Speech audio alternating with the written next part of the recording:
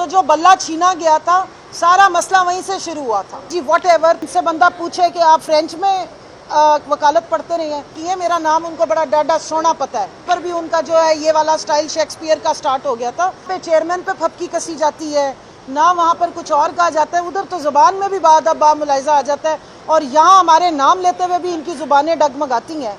ये जो मिस्टर सक अंदर हैं, इनसे बंदा पूछे कि आप फ्रेंच में वकालत पढ़ते रहे हैं, फ्रांस में रहे हैं आप। कंवल शोजब का नाम 2018 में इसी इलेक्शन कमीशन ऑफ पाकिस्तान ने नोटिफाई किया था एज मेंबर नेशनल असेंबली। उसके अलावा 6 दफ़ा तो इन्होंने मेरे पे केसेस किए और 18 दफ़ा कोई मैंने इन पे केसेस किए। मेरा नाम उनको बड़ा डाडा सोना पता है। मसला सारा ये कि पाकिस्तान तहरीक इंसाफ का कोई भी मेंबर हो, इन्होंने उनकी फपकी कसनी होती है। हामिद रजा साहब की बात की उस दिन SIC के चेयरमैन के तौर पे, तो वहाँ पर भी उनका जो है ये वाला स्टाइल शेक्सपियर का स्टार्ट हो गया था। तो थोड़ा सा अपने हदूद और कयूद में रहें। और मैं चीफ जस्टिस साहब से रिक्वेस्ट करूँगी कि सरदार कहने पे और बाकी आपके लाके लगाने पे आपको एतराज़ होता है। आपके सामने एक साबिक MNA का, एक इस वक्त की पटिशनर का नाम गलत पुकारा जा रहा है और वो कह रहे हैं जी वॉट एवर, तो आपने उस पर नोटिस नहीं लिया, बाकी तो आप हर वक्त हमें टोक रहे होते हैं। सो ये एक तो मेरा ये भी प्रोटेस्ट है।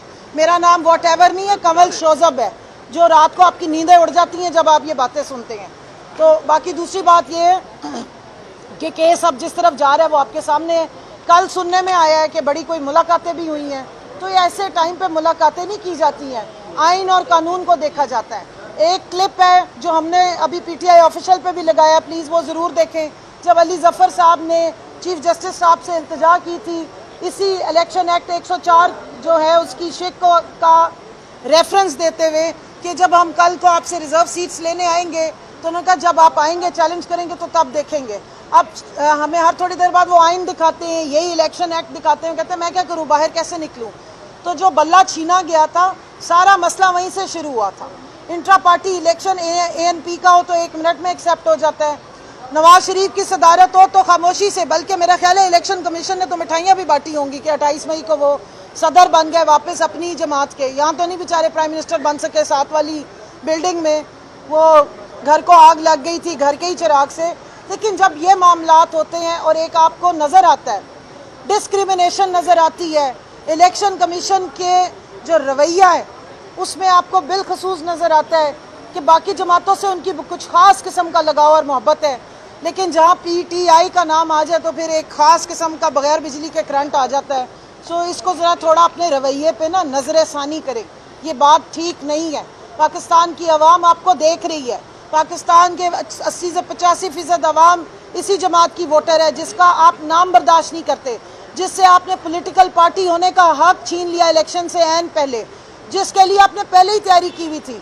और माशाल्लाह राजा रियाज साहब की भी मैं जो खसूसियात हैं उस पर मुझे बड़ी हैरत होती है कि उनको तो आमद होती है, उनके ऊपर कोई इल्हामी खसूसियात हैं जो उन पर इल्हाम नाजिल होता है कि अगस्त में उन्होंने बता दिया था कि जनवरी की 13 को क्या फैसला आने वाला है कि बल्ला बैलेट पेपर पे नहीं होगा।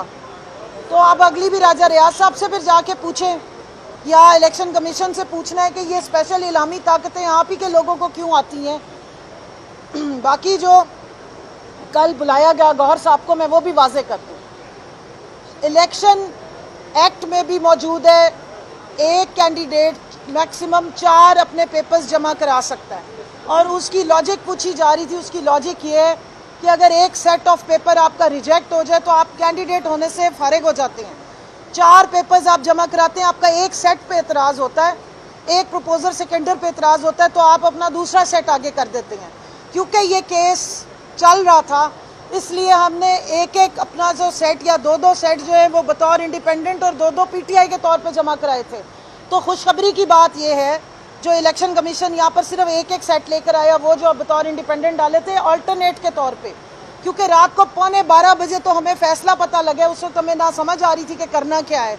और जो बुखलाहट उस वक्त इन्होंने क्रिएट की, फैसला लटकाया गया, 11:30 बजे तक फैसले लटकाए गए और जैसे ही फैसला आया उससे पहले ही RO जो है वो हमें निशान अलॉट करके जा चुके थे, दरवाजे उनके और ऑफिसेज बंद थे।